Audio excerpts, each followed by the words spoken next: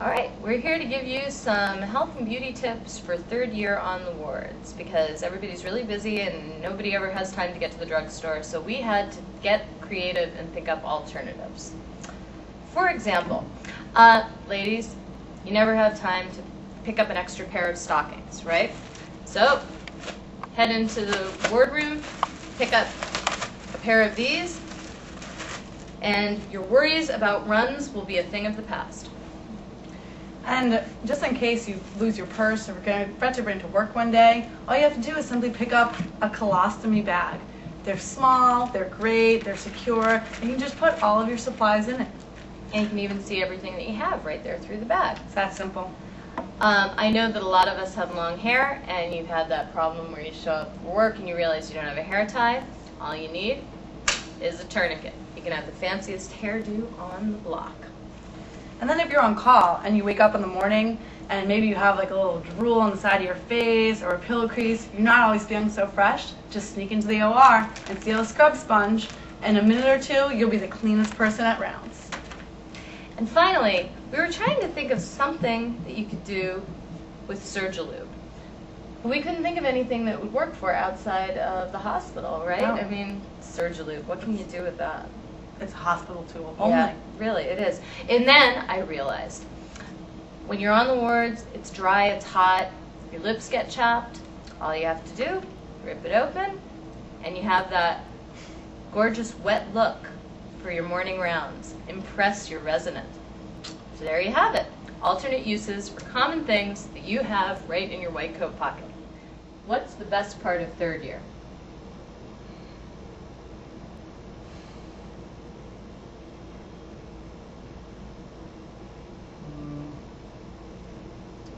Yeah, I got nothing.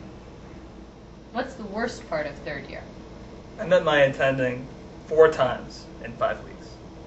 I think the biggest difference between second and third year is the difference between being in the classroom and being on the wards is that you have to come up with all the answers right there on the fly. You know, I mean, the classic thing they're calling pimping.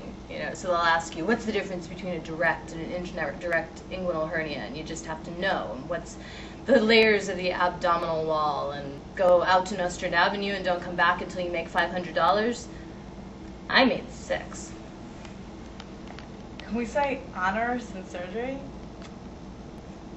So there was this patient, right? Yeah. And she was hepatitis C positive. I mean, that's not a good thing. She was crazy from the G building, but they brought her over because she had some high liver enzymes. I wonder why. So they brought her over, right? She was perfectly fine otherwise. She was a little yellow. And one day, she ripped out her IV, sprayed her roommate and the entire room with hepatitis C positive blood, okay? Got past the orderly who was guarding her one-on-one because she's crazy. One-on-one. Yeah, because one-on-one because she's from the G building. Snuck past him, got into the hallway running towards the elevator. The nurse tried to stop her. She decked the nurse out, cold, flat on the ground. She sprinted past me. Now, I tried to stick my foot out, but she missed, right? I didn't want to touch her, right? She went straight to the elevator. All right, now she's crazy, right? She gets to the elevator, presses the button, and waits. I've never been more tired than I was during third year.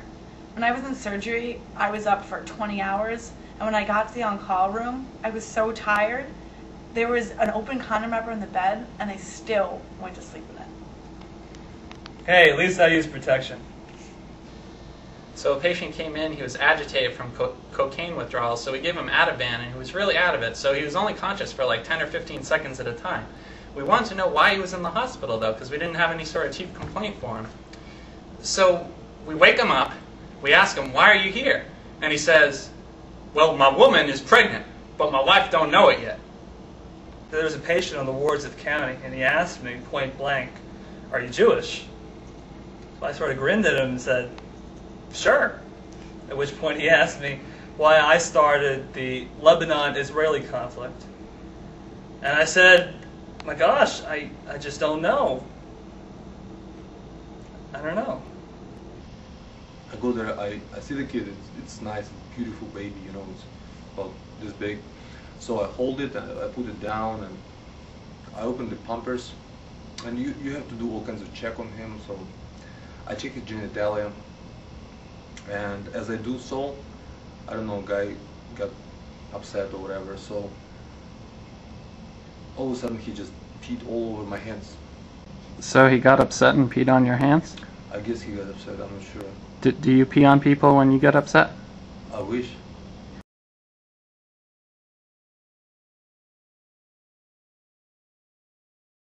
Sarcoid, amyloid, hemochromatosis, Cancer and fibrosis. A dipstick can't tell the difference between hemoglobin, myoglobin, red blood cells,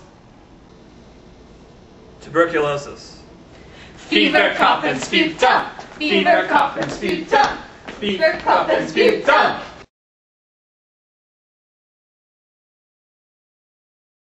So me and my sub-I decided that we would do a downstate scavenger hunt, which we didn't actually do it. We just made a list of things that would be a really challenging thing to find.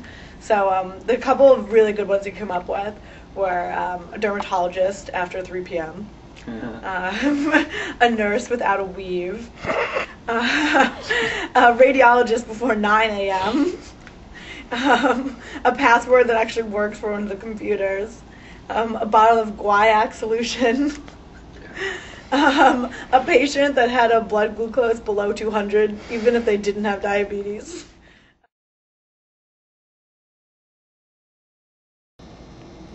Well, one day I had to bribe one of my own patients. He wouldn't take his KX-Late because he thought it would give him too much diarrhea, so he really wanted some juice from outside. So even though he was diabetic, I went outside and got him some juice because I knew he needed his potassium to go down. So when I got back into the room, he looked at me and he said, "You got the stuff?" And I opened up my white coat like this, and the juice was sitting in there, and I watched him drink all the KX-Late right before I gave him the juice. It was pretty See, good. wheelchairs, they're hard to find at the county. So when I need one for one of my patients, I've got to find one somehow. So what I've done is I stalk transport until they go and park their wheelchair for their patients. And when they go inside to the patient's room, I sneak up behind, steal their wheelchair, and take my patient. You stole a wheelchair from another patient? Kate, that's horrible!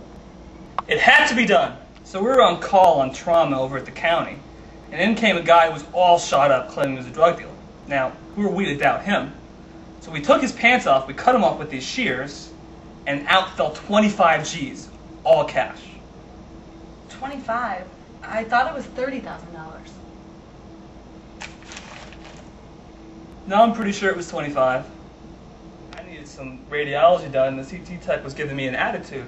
So I asked him, in the nicest possible way, what do I have to do to make things happen? And he says he wanted the good stuff. So I brought him the best stuff I could. I brought 5 boxes of cornflakes. I didn't have the milk. Alright, so my resident sent me in to get a stat EKG on a patient we had. He was delirious. We thought he might be having an MI. So I go in and the patient's, how should I say it, auto-stimulating. And so I say, "Sir, we need to get this EKG to see if you're having a heart attack." And he yelled out, "I'm playing with my penis!"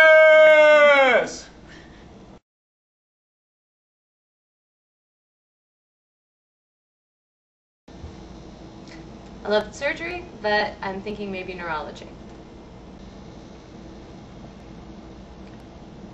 Concentrate and ask again.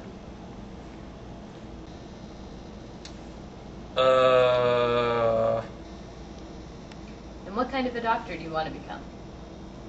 Oh, I don't want to be a doctor.